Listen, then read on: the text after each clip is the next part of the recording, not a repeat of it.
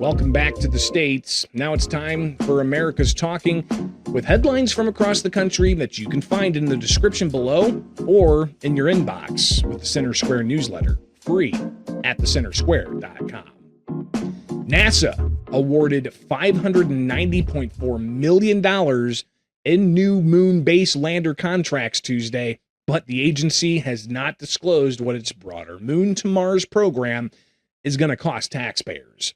The Center Square reporter Brett Rowland reports that it's a question NASA has not answered for more than a month. Administrator Jared Isaacman gave no total cost estimates at a May 26th briefing, despite direct questions from reporters. NASA has also not updated a $20 billion 7-year cost estimate Isaacman gave in March for building a lunar base.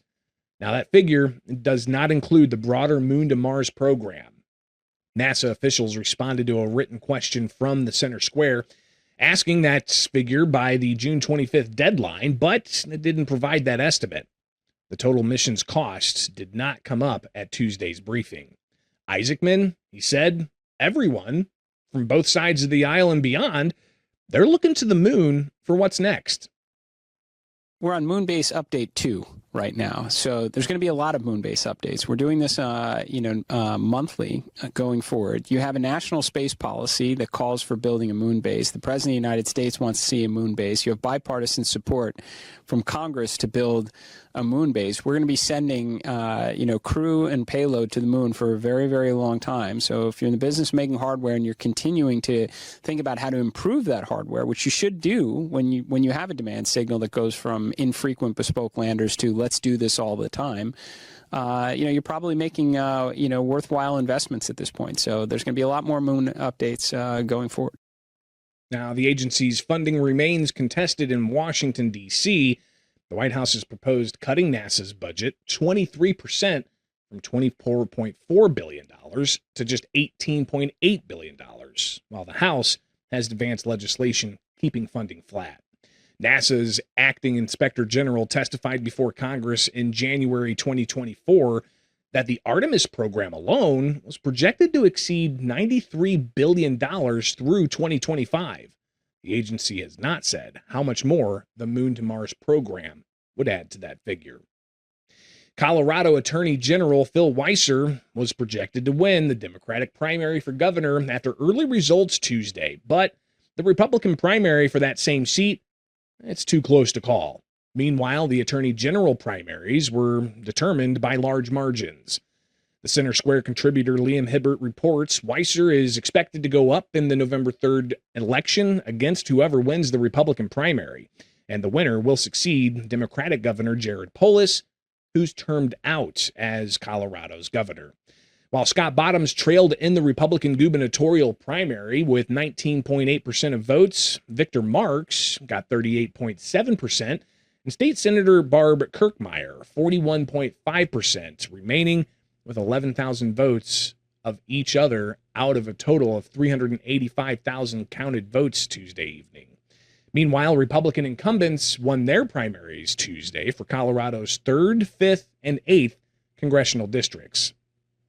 And for the 5th year in a row, Pennsylvania state leaders have failed to meet the June 30th deadline for passing a budget, a situation that the Center Square reporter Ford Turner reports will have little practical effect in the short term, but it raises the ugly specter of last year's 135-day impasse. Now, in 2025, even though political leaders spoke in late June and early July of being close to a deal, none had reached a deal until November of that year. Billions of dollars in state payments were withheld.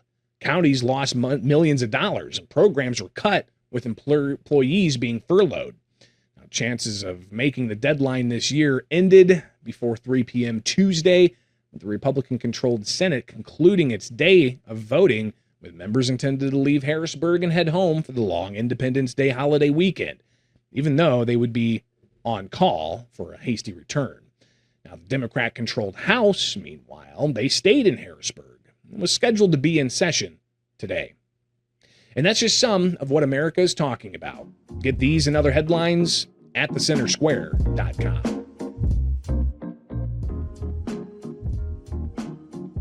that issue. And I wonder, I haven't gone back and looked at the story. I wonder if they've corrected their story. Huh. We're going to have to check that out. They should, given their policies on corrections. They are now on notice that what they wrote is false because she made it all up. Turns out there was no FaceTime because a reporter wisely made a request for the body cam footage. That's Mike Florio of NFL on NBC, and that wise reporter he's talking about is the Center Square investigative reporter Adam Herbets, who reported on a story the New York Times didn't fully verify. Now here's what happened. NFL insider Diana Rossini told an elaborate story to a podcaster about getting a warning after being pulled over after she shared with the officer a FaceTime call with an NFL coach, with that officer standing right there by the window. Now, the New York Times reported her story as is, as it was told on that podcast, but the Center Square obtained that body camera footage, and it turns out Rossini's story, not true.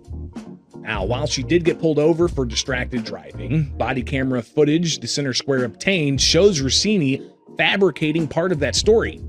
Here's what Florio recently wrote about this situation, quote, "It raises a few fair questions regarding the effort of the New York Times to investigate Rossini's journalism. First, Florio asked, why didn't the Times get the body camera footage before publishing the Rossini article? Adam Herbets of the Center Square got it. The New York Times essentially got caught flat-footed."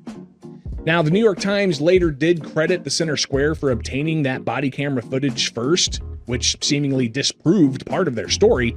But the Times says now it's a possibility that she got pulled over multiple times in that day, which Florio says is, quote, laughable. But that's what we do here at the Center Square. Fact-based reporting from original source material that matters to you in print, on video, day in and day out. And we'll bring it all to you here daily with the States. From my studios in Central Illinois, I'm Greg Bishop, and join us back here tomorrow to wrap up the week for more stories impacting you, the taxpayer, from around the country, only with the States, powered by the Center Square.